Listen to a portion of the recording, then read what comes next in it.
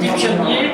Alors vous avez cité Nicolas, d'autres pionniers, ils ne sont pas là aujourd'hui, mais ils sont là régulièrement. On parle de Naval Group, par exemple, Airbus et autres, qui ont été là aussi, parce qu'ils font tester l'idée un petit peu avec, j'allais dire les grands modèles, alors c'est vrai qu'ils sont tous grands, mais c'est pas ça, à la tribune, les grands modèles, là c'est aussi de pouvoir porter à connaissance plus largement ce qui est le bénéfice de leurs avancées. Alors Lionel, un peu à toi, je dirais à la fois avec la vision, je dirais historique et en même temps tous les développements que tu es en train de faire et que tu es en train de faire aussi au niveau européen.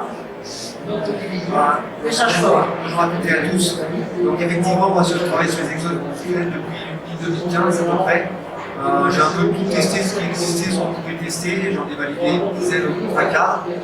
On a acheté au total en intégrant. Je t'embête, mais même conseil que pour tout le monde est dans une salle qui est entre 8 et 10%, et moi j'en fais partie, de sourds et de malentendants, donc il faut articuler d'autant plus qu'il y ait du bruit ambiant et qu'il y ait des masques. Je vais essayer de parler plus fort. Donc j'ai un peu tout testé, on a validé une dizaine d'exosquelettes à peu près. Je suis encore en phase de tester d'autres et d'en valider. L'objectif c'est de mettre à disposition plusieurs solutions pour les mêmes types d'assistance, mais comme me disait mes prédécesseurs, il y a cette notion de démarche d'intégration. On ne peut pas intégrer un exosquelette en considérant comme un outil, comme une clé douce, comme un EPI, ça ne marche pas. Moi j'ai un établissement, ils ont acheté des exosquelettes, et puis ils dorment dans un placard. J'ai posé la question à la nouvelle boîte sécurité, et elle m'a dit je ne sais pas. Donc je lui ai remontré la démarche globale, et puis elle m'a dit je comprends pourquoi on ne les utilise pas. Nous on essaye de déployer, mais on n'a pas fait tout le début de la démarche. Donc tout ce qui est analyse des contraintes, identification des besoins, le choix de la solution, etc. Tout ça, ça n'a jamais été fait. Donc les exos dorment dans des placards. Donc ça c'est important, moi je le rabâche systématiquement en interne et en externe. Quel est votre besoin? Alors de plus en plus, moi maintenant j'ai des entreprises qui me sollicitent en externe et aussi des établissements en interne, des salariés SNCF. Et en fait, je trouve que de plus en plus, il y a une maturité de la part des gens qui sollicitent et ils arrivent déjà avec des besoins qui sont identifiés, analysés. Donc c'est beaucoup plus facile. Ils ne partent pas de zéro. Il y a 3-4 ans, les entreprises qui m'appelaient, ils voulaient un exosquelette, mais ils ne savaient pas pourquoi.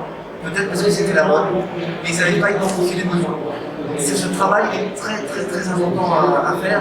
Et on ne peut pas passer à l'étape suivante si on n'a pas validé l'étape précédente.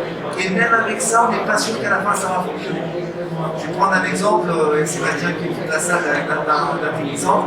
Ils ont fait un travail avec Johanna qui est maintenant avec Nicolas à la RATP. Et elles font un super travail sur un an avec la démarche de A à Z, tout super bien. Réorganisation au sein de l'établissement, ce n'est plus la même équipe qui fait cette maintenance. Et bien en gros, on va pas recommencer l'identification des besoins, ça a déjà été fait.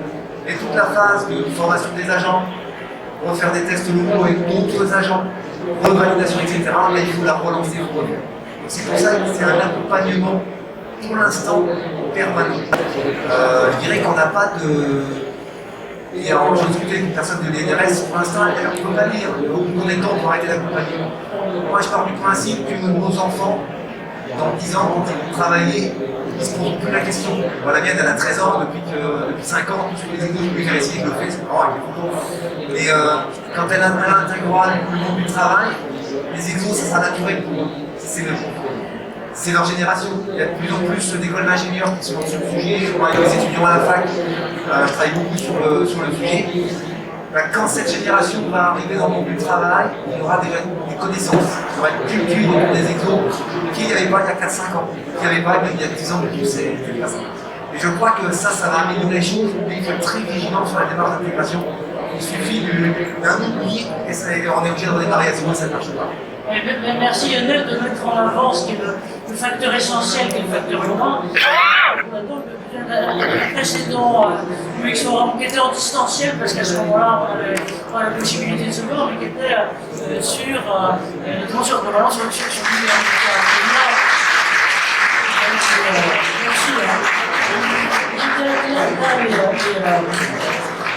les choses sont tout à fait importantes, et notamment pour les métiers techniques. Et là, c'était l'analyse des échecs qui est presque aussi intéressante à faire, même si c'est triste, que l'analyse des succès. Et là, la fille qui intervenait, qui était la gestion d'un grand hôpital suisse, en gros, analysait ce qu'était l'échec d'intégration des exosquelettes dans une blanchisserie. Et là, et simplement parce que les exos en question avaient été conçus, j'allais dire, pour des types de 1m80 et de 75 kg, et qu'on avait plutôt des morphologies du Sud, et donc le fait, comme dans un avion, d'être obligé de se ressembler avec un truc complémentaire, totalement dissuasif, et donc échec. Donc, sur des choses, si je peux me permettre, sur des choses qui ne sont pas forcément consubstantielles à la solution, mais le facteur humain et l'attention au facteur humain est tout à fait important. Lionel, là, si tu veux commenter, là, c'est les mesures, juste 2 minutes avant qu'on passe la parole. Là, juste la grande photo en à gauche, c'est pas vieux, ça date de vendredi dernier. C'est un établissement qui a acheté le Shiva Exo, l'exosquelette qu'on a développé il y a quelques années, qui pour moi est en ancienne génération, même s'il a des qualités, il fait des choses que les autres exosquelettes ne font pas. Une BTGV, ça fait 60 kg. Normalement, on la remplace par l'intérieur du train.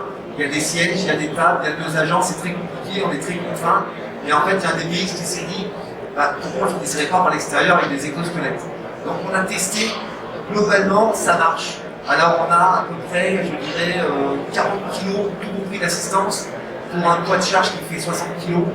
Donc, globalement, les agents ils m'ont dit à la fin, en fait, la BO, on ne la sent pas. Alors, par contre, ça entraîne d'autres choses. D'habitude, c'est fait à 2, là, il faut une 3e personne pendant 5 minutes. Le temps d'enlever la dernière vis pour enlever la fenêtre, et quand on remet la baie, de remettre la vis. Et ça, en termes d'organisation, ça se fait. Et globalement, ça marche. L'agent qui a la veste orange, franchement, au départ, il n'était pas fan de l'exo. Quand je lui ai fait installer et régler, il était encore moins fan. Et à la fin de l'essai, il a dit si, c'est vraiment bien. Et donc là, ils vont en racheter 2 pour un autre site, pour la même activité. Parce que les TGV, on en remplace régulièrement quand même. Et c'est une activité qui est très contraignante. Voilà un exemple où on est au début de la démarche. Donc là, on va faire un mode opératoire, on va faire tout ce qu'il faut. Et on va pouvoir diffuser ça dans tous les établissements qui font ce type de travail. Passer par l'extérieur, c'est moins contraignant que l'intérieur, on a moins de modifications à faire. Merci Lionel. Alors, maintenant du côté de